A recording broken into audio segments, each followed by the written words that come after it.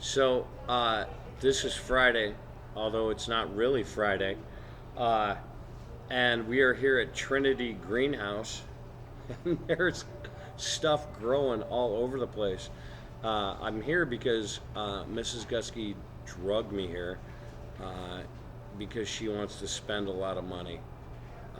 But whatever. Okay. So, we're on chapter 5 now, labor acquisition and its effect on capital growth.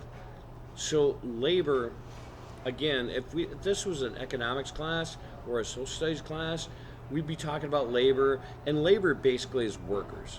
Okay, so throw all that out there. Labor is just workers, and remember that capital is basically money. I mean, for what we're saying, capital is money. So, labor acquisition, which means getting more workers, and capital growth means more money, which is where we're at.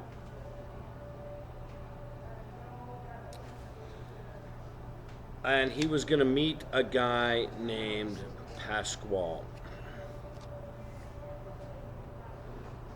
Hi, he said. Arnold says he wants you to talk to me about work. Pasquale had the reddest hair I'd ever seen in my life. My grandmother once told me you can always trust a redhead. They sometimes have mean tempers, to be sure, but they're usually got good hearts. Of course, we were at a baseball game at the time, and I'd asked for her to help me figure out my favorite player's batting average, but I still thought it was pretty cool advice, so I liked Pasquale right away. You could help Mrs. Newton by figuring out batting averages. I'm telling you right now, it's super duper easy. We were at Arnold's house. I had about 20 minutes before I had to be home. I told my parents that I had to talk to some people about new jobs, and they'd extended my be at home time to 9:30. It's nice you found a way to make some spare change, Mom had said, but aren't you working too hard? I jammed my hands in my pockets that were crammed with, at the moment, something like $330, and said, I like to work. It's good to be out in the fresh air. My parents are big on me spending time in the fresh air for some reason. Especially nowadays, right? She smiled at me. I'm so glad you're having such a good summer. I was a little worried things were being too quiet for you. I decided to jump right into it with Pasquale since my time was short.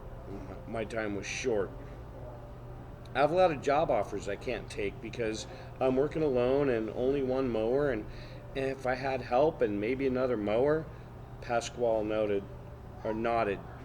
How many jobs do you have waiting? And I thought, I could probably have 8 more. I don't really know how many might be coming along. Another nod. I understand. Tomorrow morning, look for a small truck and a mower. A man named Lewis who will be driving. He's my cousin. Tell him which lawns need to be cut. I'll come when it's dark and I'll do what silent work is needed. How who do I pay? I receive half of what you get for the lawns that Lewis and I do, and I shall pay Lewis out of that half. Half? I don't do anything and I get half? I shook my head. That doesn't seem fair. Shouldn't you get more? Pasquale smiled, his mustache turning up at the corners and then down. You take half because you are the boss. You found these jobs, and we'll find more. That's the way it's done. But it's too much. Arnold coughed. It was the first sound he'd made since we started talking. It could be adjusted later if you feel that way. For right now, let's just come to an agreement and get the process rolling. I shrugged. Fine with me, I guess. Pasquale held out his hand and we shook. Lewis and the truck will be here at Arnold's house in the morning. You leave the money with Arnold and he'll pay us. And he was gone. Arnold and I worked out new prices since Pasquale would be doing additional work. We also figured out the smaller percentage for me.